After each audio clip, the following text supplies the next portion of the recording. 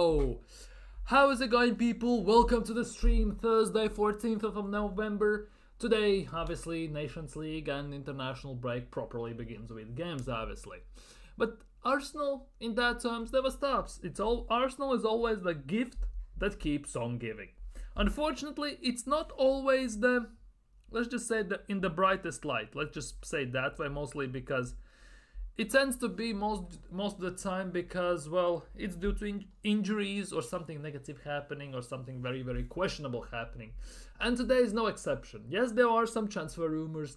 Yes, there are some other rumors about sporting directors, Arsenal regarding, but ultimately it's more injuries. It is again more injuries, and that obviously is never a good thing. We're definitely gonna talk about this. I would assume a bit more extensively. At least that's the plan for today. So this will be very rough in terms of our injuries, because yesterday it was talked about that Ben White is out to 6 to 8 weeks.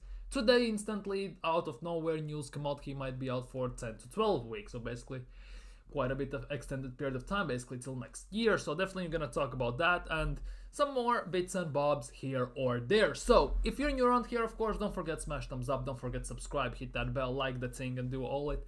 If you have something you want to discuss, say leave it down in the live chat. We're definitely gonna look at it. And if you're watching this as a playback, leave it down in comments below so we can discuss it there. And big up Nathan in the chat, big up my guy, big up. Hope you're doing fantastically well. And today we're gonna kick things off with some more transfer news, and in this time we're gonna talk about Leroy Sané. It doesn't fade away. It genuinely never fades away. Apparently, according to Bild for today, Bild obviously not the most trustworthy one, but they're still talking about it, is the fact that United and Arsenal are battling to sign Leroy Sané, with 20-year-old out of contract at Bayern next summer. Now, a few days ago, it was reported that he would be willing, Leroy Sané, would be willing to resign with Bayern Munich. Now, but that would come with the fact that he will be obligated then to take 2 to 4 million gross wage cut. And obviously, most likely he doesn't want to do that. And since he's out of contract, he can come to any club he wants, on his own terms, demand what he wants, plus there will be pretty nice and sweet signing on fee, agent fees, and all of that in basically all together. But the question still stands. Would you take Leroy Sané at Arsenal? Because ultimately, today, that is the biggest question. And on top of that, looking at our wingers at the moment, we definitely must compare them and think about this in terms of, is he a needle mover? Does he improve the team? Or does he basically leave us where we are in the same position? For example, if we sell Martinelli, does Leroy Sané improve our team? If we get rid of Jesus, does Leroy Sané improve our team? If Trossard leaves, potentially to Saudi, if that again comes to life, although they talk about the fact that there might be a contract extension for Leandro Trossard, does he basically move the needle in terms of improving the team? And currently, definitely this season especially, looking at our wingers, looking at Martinelli, how much he's struggling, looking at Trossard, who's been playing all over the place and never in a single position, which I think kind of has hindered his good performances. I think he's still better than off the bench. And basically Sterling being as useful as an umbrella on a sunny day, kind of leads me to believe that Leroy Sané actually could be a good signing. Now the thing is, if we sign him, I don't think he would come to the team to be a backup. And the only place he could be playing is the left wing. Obviously, he played there for City. Arteta obviously knows the guy, and that will be one of the biggest reasons why Top Gunners and newspapers, PR merchants, and all the reports will be pushing him in January. And that includes also, of course, in my opinion, in summer transfer window. So that is the big question. Would he fit in at Arsenal, and would he be good enough? Because when we sign these players, you kind of have to look at the style we play, the way we develop the team, the way we go forward, the way we defend. And Leroy Sané is very technical. Let's not get it twisted. The thing is, though, he thrives again when he can attack with pace, with the skills going forward. And Arsenal don't play that way, which is very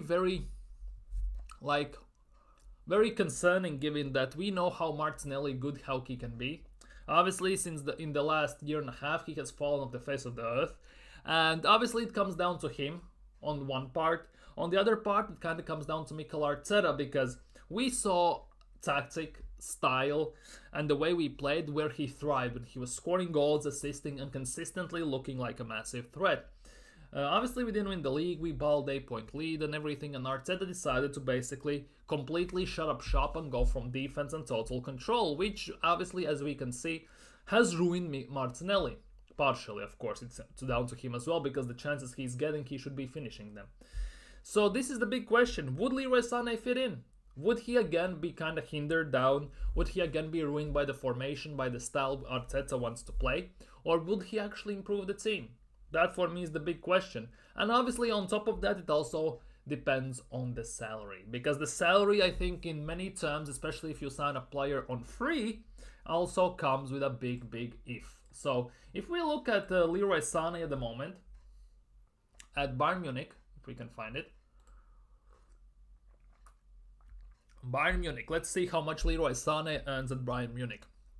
Now, Leroy Sané, Bayern Munich at the moment is on, and it's the yellow line, obviously, because I don't want to kind of change the thing at the moment, is 288,000 a week, which is gross, so taking away tax and everything. So basically, I would say about 250, 240 a week, in pounds at least. We can actually change it to pounds if you want to, so let's see how that goes. He earns 240 a week at Bayern Munich at the moment. Now, obviously, if he wants to re-sign with Bayern Munich, he needs to take 2 to 4 million, wage cut overall over the year, which would see his salary basically, depending on how much he has to take the wage cut, decrease up to like 60 to 80,000. So basically they want to put him on around what? 170 to 200,000 a week. That's what they want to put him on, which obviously stands to reason given how much other players are earning. They try to refresh the squad. Obviously, players like Thomas Müller, for example, as well. He's on very high wages, although he's basically in the twilight of his career at the late stages. Same goes for Manuel Neuer. He's not as good as he is. They're losing Alphonso Davies. What they're doing at the moment is kind of trying to open up spaces to sign someone big. Now, if he comes as a free agent to Arsenal, he would be, I would assume, on like 200 grand a week. And that for me screams very poor business in terms of if he doesn't start, if he's not the main guy, he cannot be on that much. Genuinely, he cannot, because that would totally ruin the team. Because we have already so much deadwood at Arsenal. Does this work? We have already so much deadwood at Arsenal on very high wages that it would completely ruin the whole balance. Because look, Gabriel Jesus is on 265. Where's someone else? For example, well, Sterling we play only thing. Zinchenko is on 150. How is Merino on 130 is also a bit of a joke, I'm not gonna lie, but it is what it is. Well, if Thomas Partey is on 200, then don't know what's gonna happen with him. But obviously Kai Havertz is the cream of the crop in that regard, and he is on 280 a week.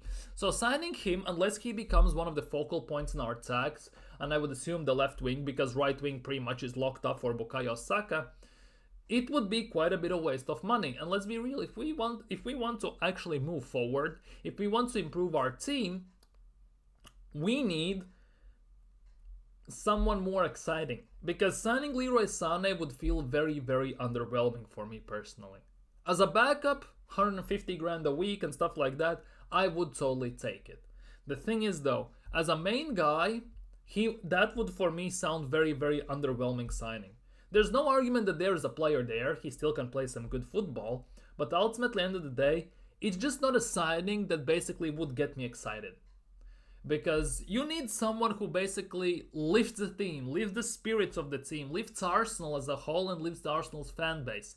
Because this transfer window basically has put us so deep and down in the dumps in terms of signings that it will take quite a bit to actually get us out of there. And Leroy Sané, yes, he would kind of pull us out from there, but at the same time, he would push us deeper in it. So basically, we would stay at the same place. So for me, Leroy Sané personally is a no. Although he last year in Champions League cooked our left side, although our left side is actually trash, I'm not gonna lie. So this for me is the biggest thing. Like Leroy Sané, how old is he? Leroy Sané is 29, something like that. Leroy Sané, he is 28. Leroy Sané is 28, so in January 11th he will be 29. So if he would join Arsenal, he would be 29 years old. So that would be a bit of an issue in terms of everything, but I'm not sure. I'm just not convinced because Arsenal tend to never go for free agents. I have pretty much never I recall Arsenal signing a good free agent. Because technically Marquinhos should have been free and that was generally abysmal signing and he's coming back in January. Cedric Soares was a free signing. He was shocking to say the least. Willian was free, so that also didn't go to plan. So Arsenal, whenever they signed someone as a free transfer, it has never worked out. And especially under Mikel Arteta. So again, that would come with an extra issues for me personally, and I would assume for some part of Arsenal's fan base as well. So I'm putting this to the chat, I'm putting this to you lot. Would you take Leroy Sané at Arsenal on a free deal? On a free deal, most likely he would be our left winger. I don't see him being a right winger. So that is, I'm putting this to you.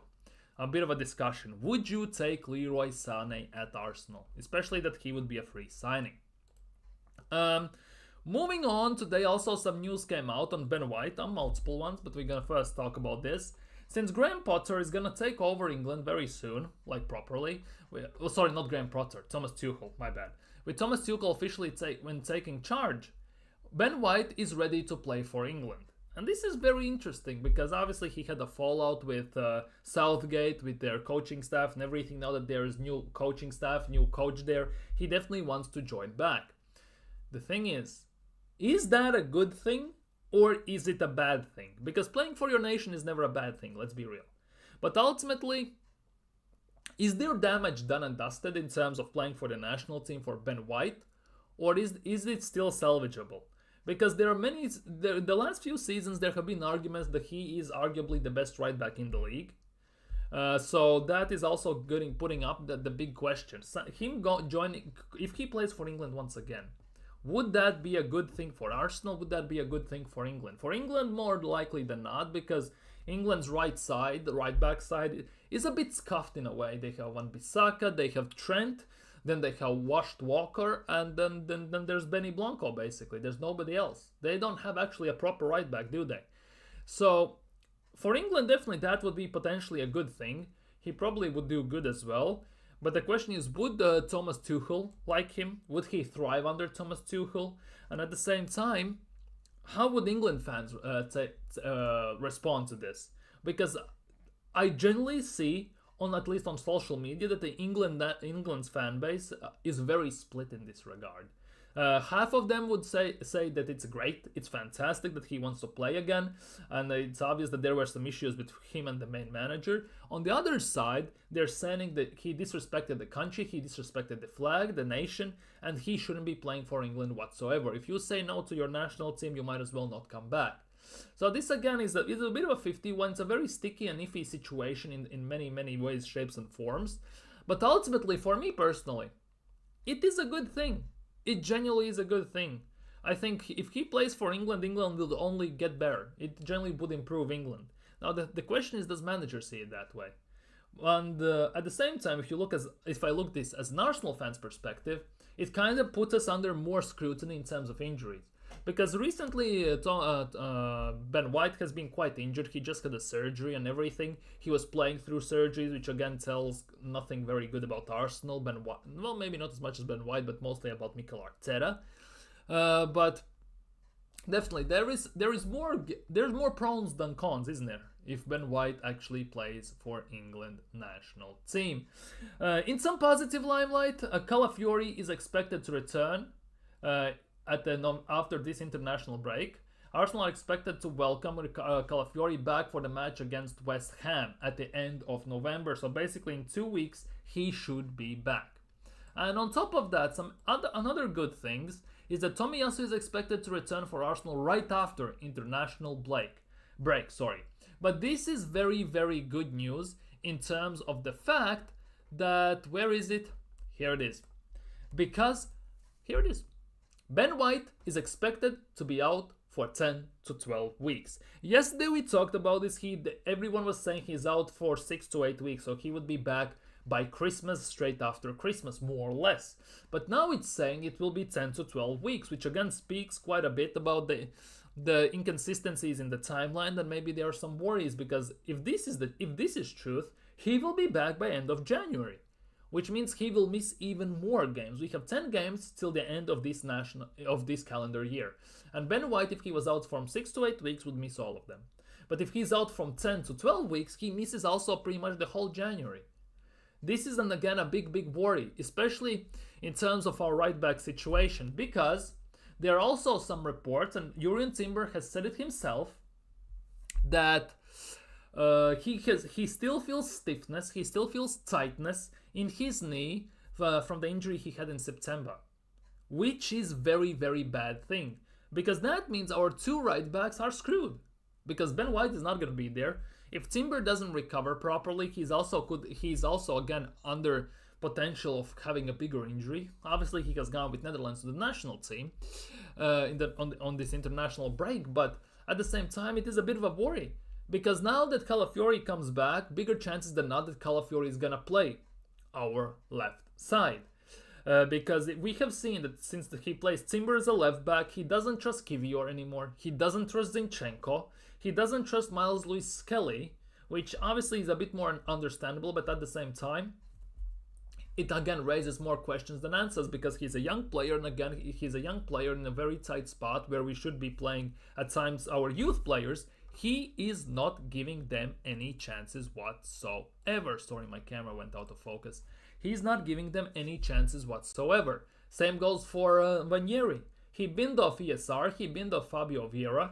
Obviously, the next smart choice will be playing the next number 10 we have in the team, which is Vanieri. Give him a chance, let's see what he's got. And again, he doesn't play him pretty much at all. So that just shows that he doesn't trust them. He bins half the squad, he signs certain players, but when basically he's pushed to play certain players he has signed and he has put his faith in, he just doesn't play them. He much rather plays a right back / right center back as a left back. He much rather plays a left winger as a number 10, and he sometimes plays him even as an 8. So basically that just shows how little he trusts certain signings he has at the club, even though those were his signings and he wanted them. And that again is poor management of the funds, poor management of the players, poor management of the squad as a whole, because it's due to injuries pretty much every single time. And on all top of that, it just shows how weak Arteta is in scouting department, because he has signed all of these players. They were deemed good enough to play for Arsenal. They are put on very big wages, Kivior on 90 grand, Zinchenko on 150, but he much rather plays Jurrien Timber, who is a right back, on 90 grand as a left back. And when White cannot play, he doesn't play right back at right back. He plays right back as a left back, and he plays our best midfielder in Thomas Partey as a right back. So we went into this season with looking at this in a way that, yes, if our front line gets injured, we're screwed. If midfield gets injured, they're a bit of a struggle, but we can manage it. But defense looked very solid. We had cover in every single position. Our defensive line was kind of versatile, so everyone could play everywhere. And now we are at a point where our defense, the strongest part of our team, arguably depth-wise, is under scrutiny. It's under a lot of pressure because half of them are injured. And now we have nobody to replace them.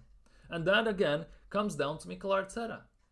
Who urged them to sign injury-prone players? Who urged them to sign players he doesn't put faith in? And on top of that, yes, Tierney is injured, but he still is our best left back, and he still refused to play him and even sell him on certain level. Same goes for Lewis Skelly. He's our left back, but he refuses to play him whatsoever. Even though he could have had a chance to play, he could have had an opportunity to express himself, show us what he's got, but again, he doesn't play him. And that also shows how little Mikel Arteta trusts our young players. And now if I'm Miles Lewis Skelly, if I'm Ethan Wanieri, I'm looking at all of this and thinking, you basically ripped up your squad in terms of depth, you sold players in the specific position I play in, but when I have a chance for you to give me the chance, when you have the chance to play me, you don't. I just have to sit on the bench. That now raises me the big question, should I be here? Because we saw that Chidobe Martin just peaced out. Arsenal just been 20 plus young players in the June 30th before the transfer window open, let them go. I think that genuinely should raise some worries for Ranieri, for Skelly and other youngsters, whether they are promoted or not at this stage, doesn't matter. Because he doesn't use them, he doesn't trust them, and ultimately he doesn't develop them as well. And that just shows that it's not gonna happen. This is not it. Genuinely, because if you're a proper manager, you would use them when time is right, and they would most likely perform. Because they have shown that they can perform, but you just don't use them. You don't give them a chance to show us what they've got. And now that genuinely falls on Mikel Arteta fully. And we saw last year in FA Cup, Liverpool beat us with their under-19 team. They had so many youngsters playing, they schooled our main guys at home, by the way. So, again, this all screams Mikel Arteta incompetence, arrogance, stubbornness, and just shows how far he is still from being a proper top coach. Because he's getting paid 15 million a year, second best paid manager in the world of football, yet we have to see this crap every single week. This cannot fly. At some point, for Kroenkes especially, the penny has to drop. I've seen quite a bit, top gooners even, slowly starting to open their eyes and seeing that Arteta isn't it. It's just a matter of time until all of them open eyes, until most of them start saying that they want Arteta out. It's just a matter of time. Let's be real. But ultimately, at the moment, we are stuck with him, unfortunately.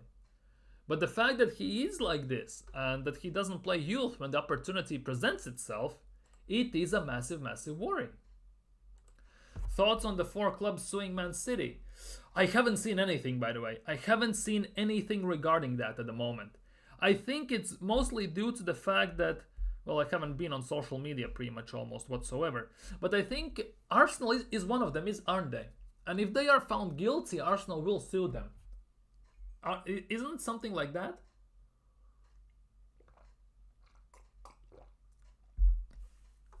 Isn't there something like that in terms of all those things? Wait, let me check. Man City, is there any report? Whoa. I cannot show that. Manchester City. Let's check. Let me check. There should be some breaking news. With breaking news. New, Manchester City believe Erling Haaland will finalize a new deal soon. Okay, cool. Good for them. Manchester City have been nominated for the 2020. I don't see it. I genuinely don't see it. Where is it? Like, seriously, where is it? Because I genuinely do not see it. I just don't see it. Because there's nothing about it. Is there any news in that regard? Because if there is, let me know, please. Please let me know, because at the moment I cannot find anything. Anyways, swiftly moving on. The thing is, we are keeping on injuries, and that is how bad it is for Arsenal at the moment. And at the moment, we're going to talk about Declan Rice as well. Declan Rice required painkillers to play against Chelsea with a broken toe last Sunday. He was our free kick taker as well. Well, corner taker. And put a player with broken toe on set-piece situations already is a massive issue, and that should be a sackable offense, playing an injured player. But Arteta is Arteta, I guess. Since he is basically a dictator there at the moment, he gets away with what he wants. And if it wasn't Chelsea away, he might not have played at all. That just sums it up, isn't it? I get it that it was a big game. We should have gotten a result, but ultimately we didn't get a result. We just got a draw, which for us, it's arguably the worst thing that could have happened, besides a loss. We should have won that game, no matter what, because that game was kind of a judgment hour for Arsenal and Mikel Arteta in general.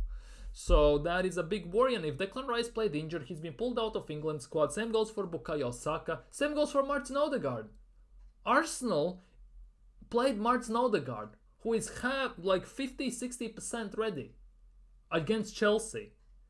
Then he goes to Norway national team, and Norway medical staff says he's not ready. He is not ready, and send him back. And then you get all this PR of Odegaard when Odegaard says, oh, I have to look at myself, look at my body, see what it wants and what it doesn't. It's just a PR move to get the thought process away from the fact that Norway medical staff actually sent him back. And Arsenal at the same time allowed him to play. And Mikel Arteta knew it, because otherwise he wouldn't sanction it. He just wanted Odegaard to play. If he was this injured that he cannot play for national team, why did he play against Inter? Why did he play against Chelsea? Let's be real and let's be honest to ourselves. It's again all on Mikel Arteta. And that again is a sackable offense alone, in my opinion. So, I don't know what's happening here, what Arteta is doing, but he's losing the plot, let's be real. And now, slowly but steadily, his interviews he's conducting before games, after games, between the games, and all that stuff, slowly starts to sound like waffle, stubbornness, and randomness that Erik Ten Hag said all the time before he got sacked. So, either it's just a matter of time until he goes, or he basically is losing the plot. Because there's no excuse for playing injured players on a game that, as much as the stakes were high for this game, a lot was riding on it, at the same time, why? Like, seriously, why? Like, it wasn't worth the risk. Because Saka is injured, Odegaard was injured, Rice was injured, Ben White just had a surgery, he was playing with like 6 weeks, 2 months with an injury, and stuff like that. Why are you playing these injured players? Because as soon as you play an injured player, for me, in my eyes, you risk him of having even worse injury, let's be real, making that injury worse. You lose your credibility in my eyes as a manager and as a coach. And for me, you shouldn't be coach if you don't have consciousness and conscience enough to say that I'm not gonna play an injured player. I realized that quite a bit of stuff was riding on this game. At the same time, is it worth the risk of playing a player for one game with an even higher risk of him being out instead of 2 to 4 weeks, of him being out for a few months? Was it worth it for a 1-1 draw? Was it really that worth it? And even though when they played, they didn't do anything exceptional, might as well play the other guys who were fully fit, let's be real. And this is all on Mikel Arteta. And until top Gunners will start to call this stuff out, nothing will ever change. How comes only minority of the fan base sees these things? Why others eat it up like it's nothing, like it's acceptable? Same as having 5 years and having 1 trophy. That's not acceptable. If you are this top club, one of the biggest clubs as everyone claims us to be, you should be winning consistently.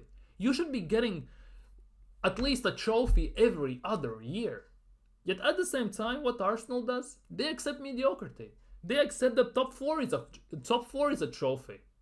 Wenger said that, and this young Arsenal fan base, who more often than not have not seen us win the league, just say that it's acceptable. It's good. It's okay. Top 4 is like a trophy for us. We are back in top 4. We finished 2 seasons behind City. What trophy is that? Genuinely, what kind of trophy is finishing second? Because let's be real, when you're gonna tell your children or grandchildren, who, depending, could be Arsenal fans, oh, when you were an Arsenal fan, you were in your 20s, 30s, what did Arsenal were winning, let's just say in 2024 season? Oh, we finished second behind City, 2 points behind. And that's it? You did not win anything. Like, seriously, that's partially very embarrassing in my opinion. This is what happens when you have 2 30-year-old six. Yeah. Yep. 2 30-year-old sixes. Isn't Jorginho like 33 as well? He's like genuinely old. Partey is a bit younger. But by the way, what the stuff that is potentially being claimed surrounding Partey about the charges he potentially could be getting, it could potentially be him about the R word and everything, if that comes to life as well, if that is actually him, it will be very nuts at Arsenal. Because so far, what's happening at Arsenal, the wheels are falling off. Genuinely, they're falling off. With the red cards, disciplinary issues, with injuries, with Edu resigning like a few weeks after he has said trust the process again, that you're gonna be excited by the end of the window and stuff like that. Now the certain again police investigations are happening and everything, and we cannot score, we cannot attack, we cannot even defend. Like, let's be real, the wheels are falling off. And if we're not careful enough, it's not gonna be even a top 4 race. It's gonna be a top 6 race. And if we don't shape up, we don't start to attack actually properly, we actually might fall out of top 8.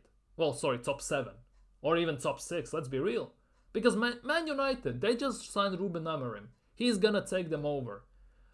The third game for Ruben Amorim as a United coach, manager, is against Arsenal at Emirates.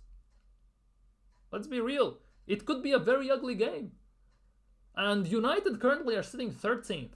Oh, they're 13, haha, let's laugh at them. But they're only 4 points behind us. That's a 2-game swing, and we could be genuinely down there. If we are not careful enough, if we don't change, if we don't improve our tactics, we don't start to play attacking. Exactly. That is the thing. Brentford are top of home form table. That is the thing. If you even separate, if you do separate 2 tables, home results and away results, Arsenal about 5th or 6th when they're playing at home, and they are, I think, 8th or 9th when they're playing away. Put them all together, and we are somehow 4th. Generally, we are somehow 4th. And that's pretty much more or less solely based on the fact that these smaller teams like Brentford, Brighton, Fulham, and teams like that are phenomenal at home, and they're very average away. Their home form is saving them, but ultimately, if they can nick points from away games as well, that is what is keeping up them. They actually play with more desire, the more energy, the more willingness to actually win than many other teams that are in the top 6 pretty much. Because watching Bournemouth versus Arsenal away game, right? It looked like Bournemouth are going for top 4, they're going for title even on some level, while Arsenal are basically in a mid-table team who have hit bad run of form, and they are about to lose the 6th game on the trot, and they have no energy, no excitement to attack or to play. That's how bad it is. That's how bad that game was. Bournemouth were looking like Arsenal looked 2 seasons ago. Well, Arsenal looked like pretty much every other team Arsenal faced 2 seasons ago. On the back foot, never quick enough, always too slow, no energy, no focus, no nothing. Liverpool 2nd at home and 1st away. And that's how wild it is. Liverpool 2nd at home. You would expect with Anfield and everything, they would be 1st there. And they would be 2nd away. But the fact that their away form actually is better than their home form. If they can stay fit, like Arsenal did last year, and if they improve their home form, and they can keep this away form, they will be pretty much unstoppable for the title. Let's be real. Arsenal last year avoided injuries for the most, for pretty much every single main guy they had in the starting 11, and we even then came up short. Obviously, that's more or less due to Mikel Arteta's dumbass tactics, playing Havertz as an 8 and stuff like that. But ultimately, we came short. Let's be real. Arne Slot is more experienced manager. He has won more stuff than Mikel Arteta. He has more innovative thinking than Mikel Arteta, and he's proving this right now. People said, oh, it could be a new manager bounce. Some people said, oh, with Klopp leaving, we will have a Liverpool drop-off. There's nothing. So far, with about 17 games played this season in Champions League and Premier League Cups, there's none of that. They are legitimately flying. Yes, some performances are the worst, some performances are fantastic, but ultimately they're flying. It's Arsenal who are struggling every single game besides one half against Liverpool and one game against PSG. Because based on our performances, we should be about 8th or 9th. It's just the fact that we have gotten a bit lucky in certain games we are 4th. Because we talked about this a few days ago, where there was this Opta data simulation. I know we shouldn't be paying much attention to that, but there was a simulation including XG, XA, shots and crosses, passing, percentages, potentials, and all that stuff. And it just proved that Arsenal have been very lucky this season. Their performances generally don't match the place where they are in the table. If the performances match if the results match the performances we were putting out this season, we should be 9th or 10th this season by default. Because there's no other explanation. We have just been lucky. We have just won games where we shouldn't have won games. Let's be real. We got lucky against Wolves with 2 world-class saves from David Raya. We got lucky against Aston Villa where Watkins misses empty net, where Raya makes a double save. At the same time, we got unlucky against Brighton, but that's again down to our own stupidity that we got a red card and then we cannot finish our dinner. Havertz 1-on-1, he misses it. Saka great pass by Havertz, tries to get to the ball, stretches to the ball, doesn't score. Like, ultimately it's down to us. But our output in general during games hasn't been as impressive to suggest that we deserve to be in this top 6 spot where we are at the moment, in the 4th place where we are at the moment. Performances nowhere near replicate and reflect that where we are. We should not be there. We should be much, much lower. Let's be real. But ultimately, if we keep playing like this, it could become a reality. Because teams like Brentford, Brighton, Fulham, they will keep this up. I generally believe so. Until some point, most likely. But they will keep this up. If Ruben Amorim gets Manchester United clicking, they're only 4 points behind us. Generally, only 4 points behind us. It takes 2 games, and we are on level or they overtake us. Spurs are 2 points behind us. It takes 1 game and they are above us. Like, what the hell is that all about? They just lost to Tractor Boys at home, 2-1. Like, it's fine margins. The way Arsenal perform, it's wide margins. But on the table, it's generally this close. 1 win can put us from 4th down. 1 loss, 1 win depending. Obviously, win doesn't take us much higher because we stay where we are. But 1 loss can take us from 4th to 9th pretty much. That's what 1 game swing can do if results go the wrong way for Arsenal. That's where we are at the moment. We are 9 points behind Liverpool, sitting 4th. We are 4th, Liverpool 1st. At the same time, we are 4 points ahead of United, who are 13th. Like, how people don't realize this is genuinely beyond me. Team just come to Arsenal to park the bus and we just... Exactly. We should be expecting the fact that they're gonna park the bus against us. Many times, many teams. We saw that, we have seen it before and everything. They did that 2 seasons ago. They did that last season. This season, they have figured this out. We are not that good. They actually take the game to us. And more often than not, it throws us off our game. And many times we just cannot recover. We cannot click into gear. And as soon as we somehow catch the thread of the game, we create 2-3 chances. We have nobody up front to finish them. We generally squander those chances. And then 1 counter and we are 1-0 down. That's what happened against Southampton. It generally took us to go 1-0 down. It took Southampton to basically to put Arsenal in a knockdown for us to rise up and realize that this could go the wrong way. We went from 2-0 up to 2-2 against Leicester to realize that again we need to step up or this will be very, very awful day. It could be very long for them. Like, it's genuinely wild how this could go. Slottis plays the game not to the occasion. Exactly. Arteta says like we play Galacticos every week. Pretty much. Let's be real. We made Bournemouth look like prime Barcelona when we played against them. Prime Barcelona. 08, 09, 010, 010? 011, 012 Barcelona. We made them look like prime Barcelona. We make most of the teams we play against many times, we make them look like they are world-class teams with billions of budget, and Arsenal are the team that's basically struggling to keep their heads above the water. That's how we look on the pitch quite a bit of times at the moment. And it just hasn't been a 2-3 games. It has been throughout the whole season except one game and 1 half pretty much. But that shouldn't be the case, should it? Given that we are the Arsenal, scintillating, scary Arsenal, the ones that gonna beat City for the title and all that crap. We are nowhere near that at the moment. Brighton will get top 6 guaranteed. If they keep this up 100%. They have just signed a San Pauli manager who got San Pauli promoted from Bundesliga 2 to Bundesliga. A guy who is young, generally, how old is he? Like 34, 35? Brighton manager, where is it? Sorry? Fabian Hurzeler. Where is he? Yeah.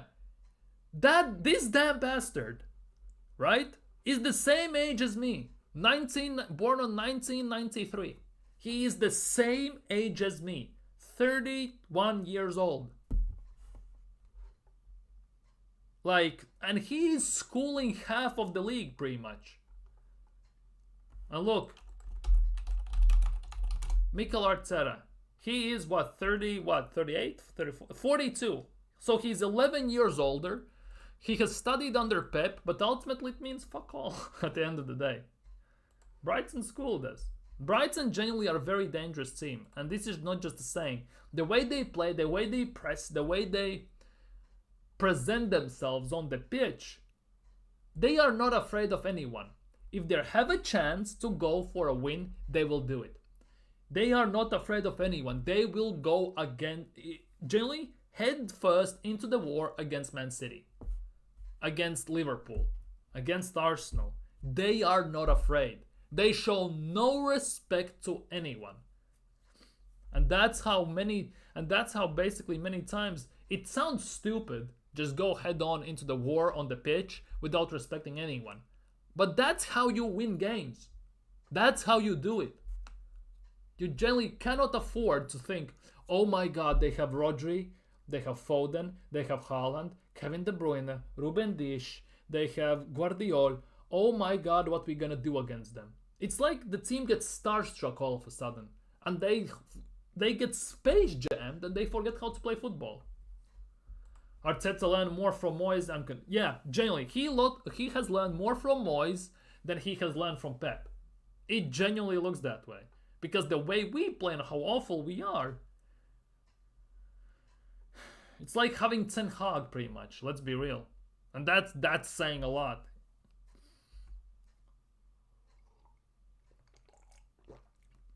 I'm sorry. Now, in other news, Arsenal are still interested in West Ham player Mohamed Kudus. Let's move swiftly on, enough of this rant. But the thing is, West Ham are still holding on strong to the 85 million release clauses they have on Kudus. And imagine how wild is that? That last summer, not this summer, before this season, but summer before that, we had a chance to sign Kudus for around 40 million. Instead of that, we decided to sign Kai Havertz for 65 million. Fast forward 1 year, Kudus is available for 85 million, and we still have Havertz at the club on 285,000 a week. Basically, when his contract runs out, he will have earned at Arsenal 68 million. I was saying throughout the whole transfer window, the 65 million we paid for Havertz, add about 15 million on the top, and we can sign Kudus and whoever you want still as a striker, as a winger, whoever you want, Olise, wherever you want to go, you can sign them. Instead, we sign none of those. We pay 65 million for Kai Havertz, and now we are where we are. Basically, screwed. Let's be real. Let's not beat around the bush. We are basically screwed. Because Havertz is not the guy who's gonna win you the titles. He's gonna score you some goals here or there, but he is not the gunman who's gonna bag you 20 plus goals a season. He's not gonna guy who is gonna lead the line and who's gonna basically lead by example how to score goals. He is not. No chance in hell. And arguably the fact that we put him at striker, he scored about 12 goals in the second part of the season, was the worst thing that could have happened to Arsenal. Because that genuinely showed to Mikel Arteta that we don't need a striker. Because Havertz is good enough for us to win the league, because if he scored 12 goals in the second part of the seaon, he's definitely going to do that in the first part of the season next year, and the second part is going to be the same. Definitely going to happen. It's definitely going to be like that. But no, it's not. Havertz is genuinely a striker who just wasn't a good goal-scoring form, and that's about it. And that's why most of the Arsenal fan base were screaming to sign a striker, because we knew that this was bound to happen. We are not going to sign a striker. Havertz is not good enough, and that's why we were screaming for one. But ultimately what we do, we don't sign anyone pretty much. We generally don't sign anyone, and now we are where we are. No striker. Reason why Šeško didn't sign for Arsenal last summer. Because Mikel Arteta and Edu told him he's going to be playing this backup dancer toward Kai Havertz. He's not going to be the main guy. He will have very limited minutes. Would you want to come? Pause. If you got told that you're going to be playing the second role as a team, and in front of you is going to be a player who is not good enough. That basically sounds like, not college, but student football, school football, where a coach plays his son in front of a main star of the team, your best prospect of the team. You have a striker who bags 15 goals, let's just say, in 10 games. But your coach still persists to play his son as a striker where he barely can hit a barn door. That's what basically is happening at Arsenal. Utter favoritism. And you can see why, because Arteta needs to somehow justify the 65 million he has basically set on fire in front of Kroenkes by signing Kai Havertz. But he's never gonna do that. He's never gonna justify the 65 million signing. Havertz, let's be real, in proper market, if this market wasn't as dumb as it is at the moment, where almost every second player is going for about 70 plus million, if it's a realistic market, he's worth about what, 35, maybe 40 million?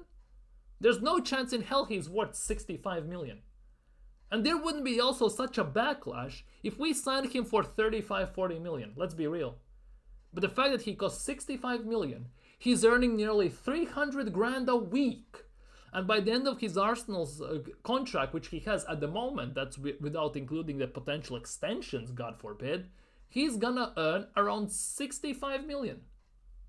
Like, am I the only one who's seeing this? Am I the only one who's thinking that way, or what? I'm genuinely confused at the moment.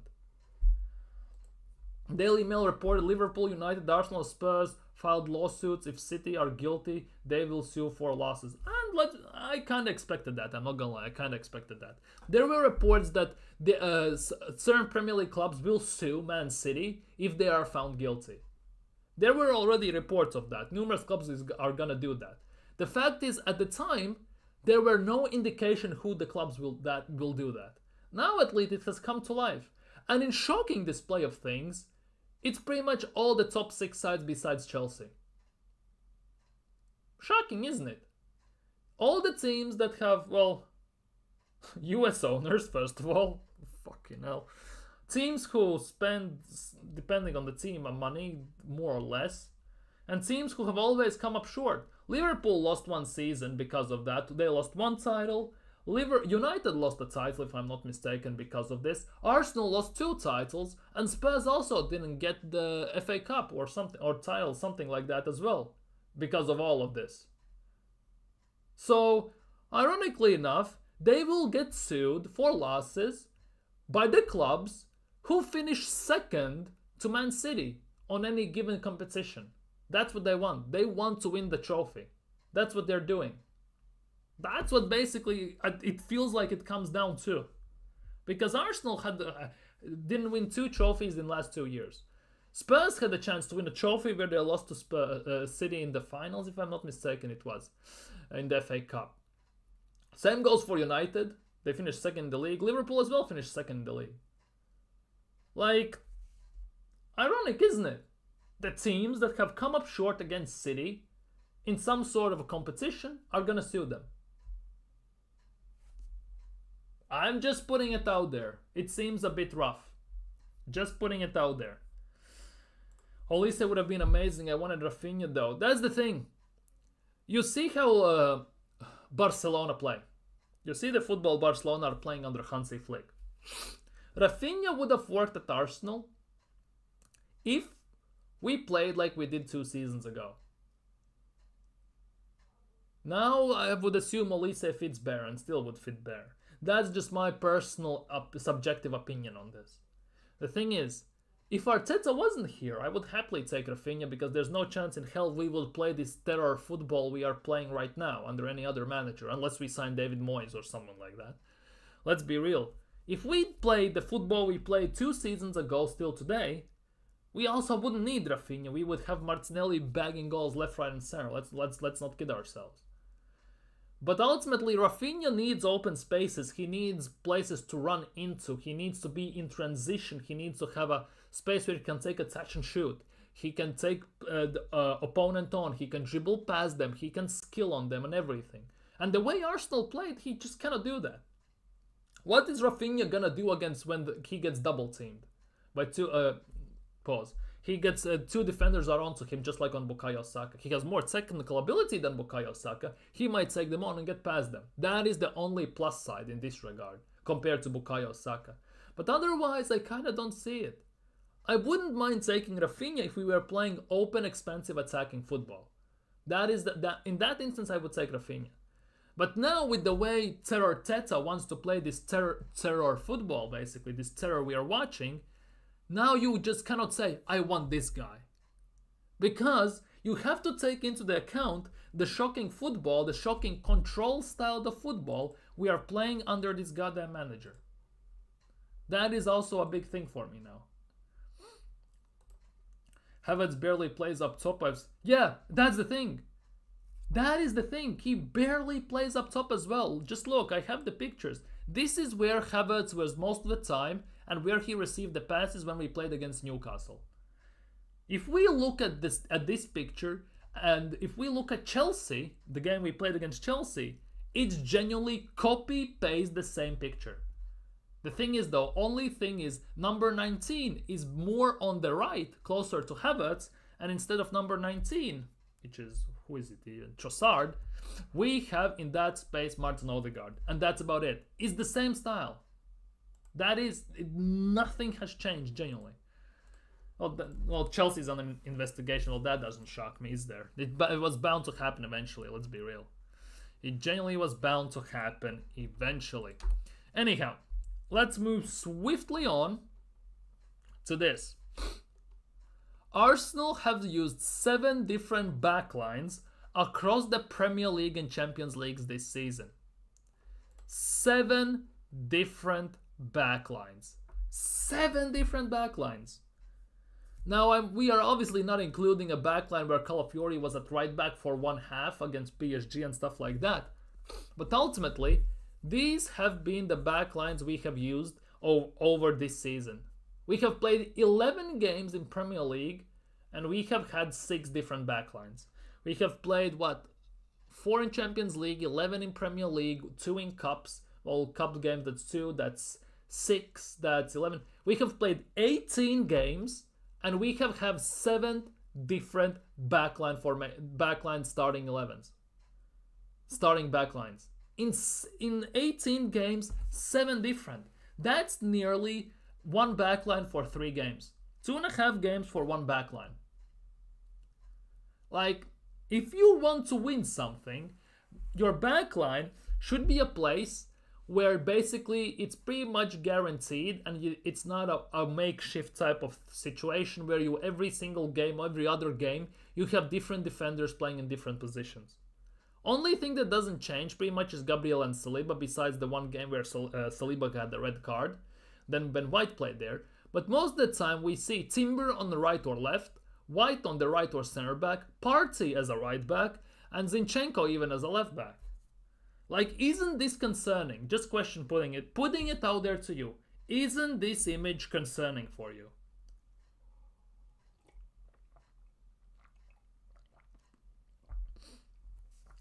And I ask this because, let's be real, we still have Tomiyasu to come back from injury.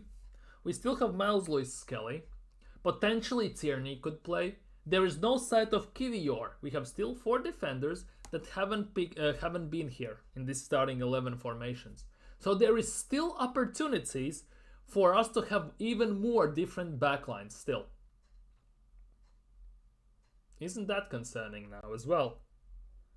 This is genuinely awful. Awful, awful, and awful. I'm not gonna lie.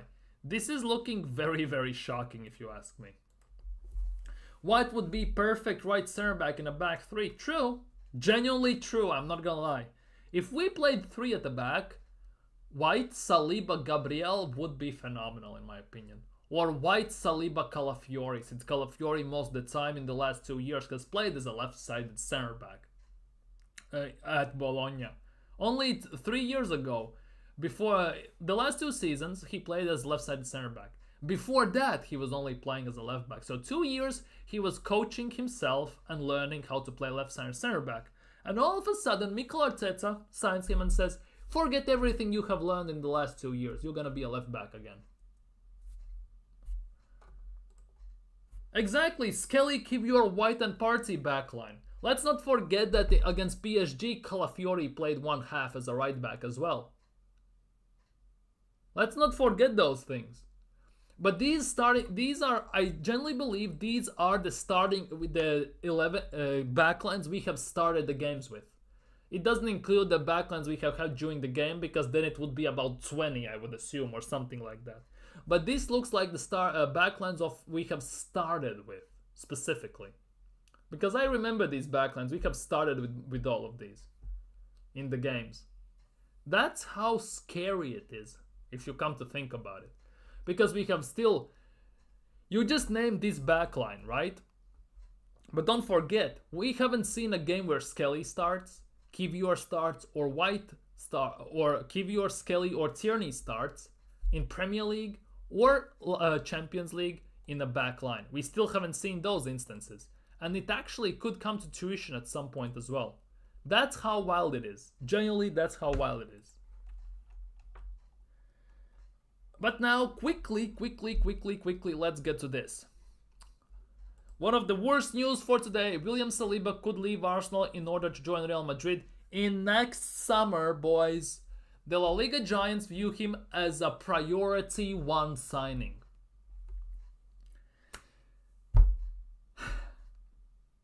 The question is, should we pray that Arsenal win Premier League this season, which is unlikely, but let's be real, to keep him?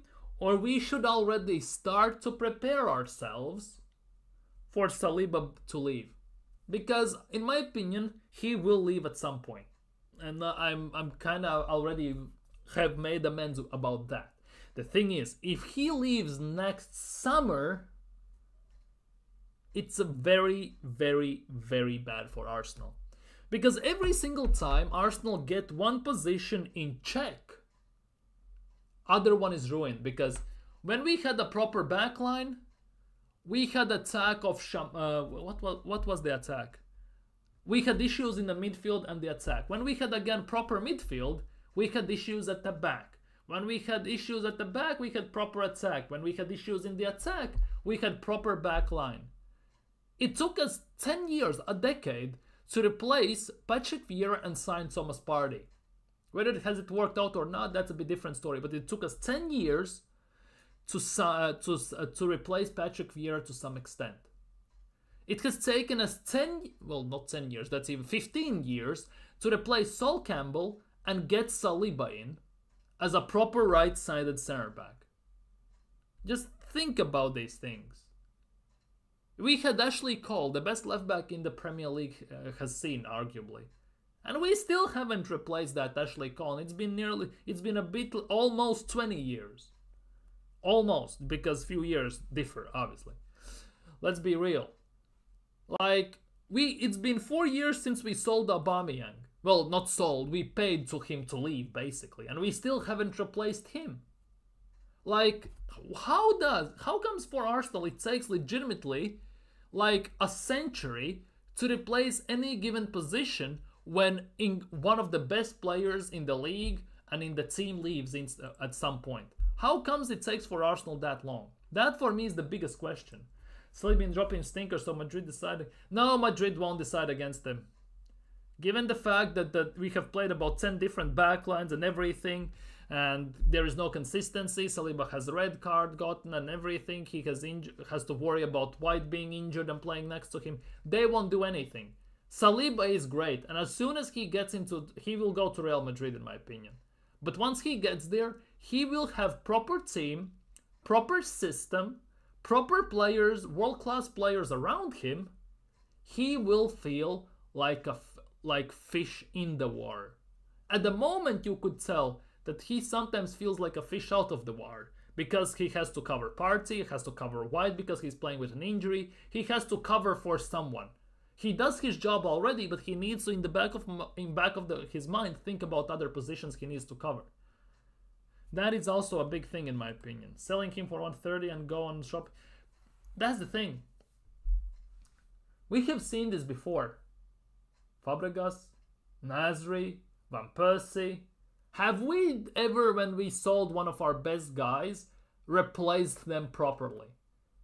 Because at the moment, we don't have a proper backup for Saliba. Let's be real. Oh, who? Ben White? Long term, it doesn't work. Ben White as a center back doesn't work. We've seen that when we just signed him. Timber? Maybe. But then we don't have a right back. We need to go and sign another right back. Like, generally, our center back positions, which are arguably the most solid pairings in the Premier League and in Europe, has legitimately no backups whatsoever. That's how scary and awful it is for Arsenal at the moment. And also, there's no guarantee we will spend that money properly. Oh, this one. Arsenal. How pathetic are you, by the way? I'm calling out the whole club. Where is it? Where? Let's look at this. Where is it? Arsenal drew to Chelsea. Where was it? Yeah, here we go. Arsenal drew to Chelsea 1-1. It took them less than 24 hours to go out and instantly advertise a Robbie Williams concert at the Emirates. We make fun of Spurs for letting Lil Uzi and Beyonce and, I don't know, Dora the Explorer to perform in their toilet bowl stadium, but as soon as we drew a game to have some positive vibes, guys, we put out a commercial that Robbie Williams is gonna play less than 24 hours after we drew the game against Chelsea.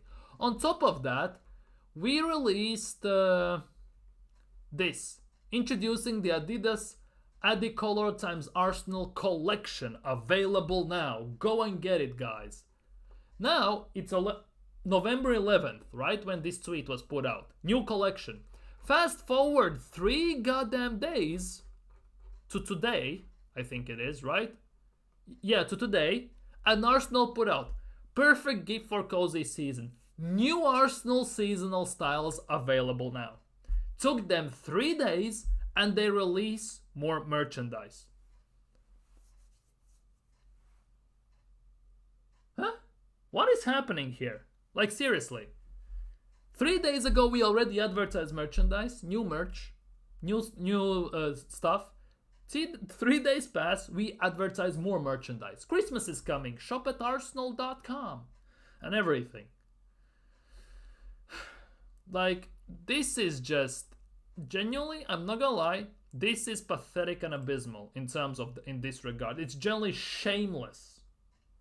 Yeah, Gehi could work as a replacement for Saliba. Can Robbie Williams can score 25 goals? Dude, don't even. I genuinely don't remember any Robbie Williams songs. Oh, are we there for wanted to know what? Yeah, definitely not. He can sing maybe to sleep, maybe some of the defenders. That's all he can do. Can Robbie Williams play striker? And of course, the top talk of the day. Top news.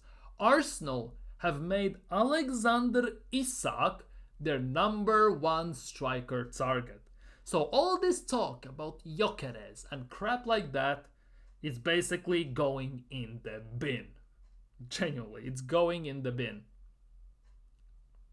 Apparently, Arsenal have prioritized Alexander Isak for the number one role at striker or wing because he can cover multiple positions, and I think that's why Arsenal kind of are banking on that. And it didn't take long, by the way, after these news came out, for Arsenal fans to do this. Arsenal target Alexander Isak has been that's from 2 years ago, by the way, in London this afternoon. That was tweeted 2 years ago, right? And like, Arsenal fans are so nuts that they are kinda trying to connect him shopping in London 2 seasons ago when we tried to sign him from Real Sociedad to today, that actually he was preparing to move to London long term after he signed for Newcastle and stuff like that. I have heard so much weird stuff from Arsenal fans on social media. It's actually driving me crazy on certain level. I'm not gonna lie. It feels like I'm losing brain cells. Genuinely, not kidding. Genuinely. And to be honest, look at our injuries this season. 232 games have been missed by players at English clubs in Europe this season. 38 for Arsenal. Most matches missed. Arsenal. 38 matches missed due to injuries.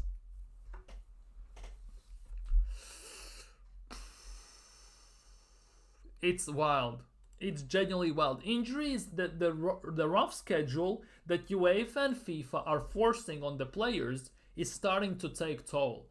Because Militao has turned another ACL completely this time. It's not just partially, it's genuinely completely now. They need a center back ASAP, and obviously that's why Saliba is being talked about and everything. I think in the span of the last 7 days, I've seen 3 ACL injuries in football. 3 ACL injuries in span of last 7 days. And it's not happening to like small clubs, it's happening to the big clubs, like Real Madrid and teams like that. That's how rough it is at the moment for players. And on some sporting director news, yesterday we talked about this, that Roberto Labe is likely to emerge as a contender to replace Edu at Arsenal following his decision to leave the La Liga club at the end of this season. Obviously, he was the reason how they signed Isak for 12, sold for 72 million. He was the reason why they signed Odegaard on loan, sold Merino, had Zubimendi, Tierney. I think he bought Nacho Monreal from us and stuff like that. But the big thing is, Mikel Arteta played for Sociedad. He's from the Basque region, just like this guy. They have been together. Pause. They know each other. There is connection. Zubimendi got linked with Arsenal also yesterday, and there are too many connections for this guy not to come to Arsenal. Obviously, would I want him at Arsenal? I cannot tell you, because I generally don't know enough about him. All I know that he has made some signings and he has made some good sales. This guy actually gets good ROI on the players they sign. That for me is the big thing in this regard. At least about him. Isak as double striker with Gasperini coach. Maybe Martinelli and Isak up top kind of would be interesting. I'm against Zubi. We have to midfielders. To be honest, if we sign Zubimendi, there's a big possibility Arteta can play a Real Sociedad midfield of Merino, Zubimendi, and Odegaard, because they all three have played for them. That's how nuts it is at the moment. And to be honest, I don't want Zubimendi. Well, I want Zubimendi, let's be real. We need some depth in that midfield. Plus, he would be a good competition for the 6 and 8 spot, both of them, even though he's more of a 6 than 8. But if we sign Zubimendi, it means that Declan Rice stays at 8. And I don't want him to stay at 8. I want to see him have at least 5 games back to back as a number 6, to see if we actually need a 6 or an 8. That for me is also a big thing. Personally, I would love to have Zubimendi as a player who is not rotational, but for squad depth, and he plays quite consistently together with Partey, but overall I don't want him. Not Partey, Rice, sorry. But in that instance, if we signed him as well, it could kind of mean that someone has to go. But it doesn't stop there about sporting directors. Apparently, Bayer Leverkusen managing director of sport, Simon Rolfes, is among the early names of Arsenal on Arsenal's radar as they begin the process. Boys, it's happening. Arsenal are beginning another process of replacing Edu. Mail Sport understands that Rolf is amongst those who has admirers behind the scenes at Arsenal. So it looks like, Arsenal are looking potentially at Bayer Leverkusen's sporting director at the moment, which is very interesting. We are looking at quite a bit of those.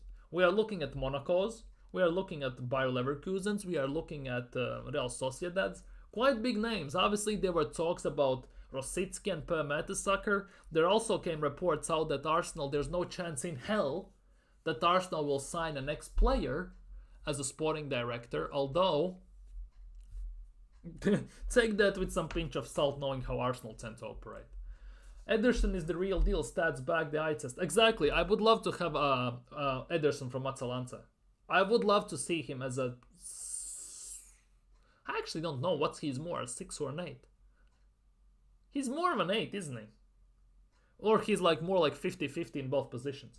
But ultimately, I would love to have Ederson at Arsenal. Genuinely, I would love to have him. That would be actually a very decent signing in my opinion.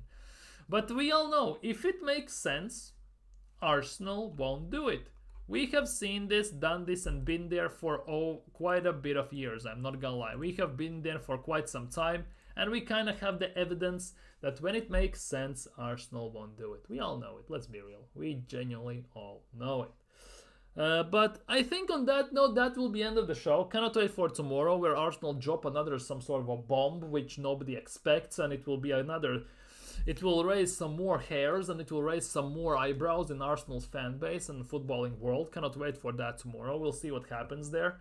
We'll have to wait and see. But for the day, that will be it for me. So thank you guys so much for watching.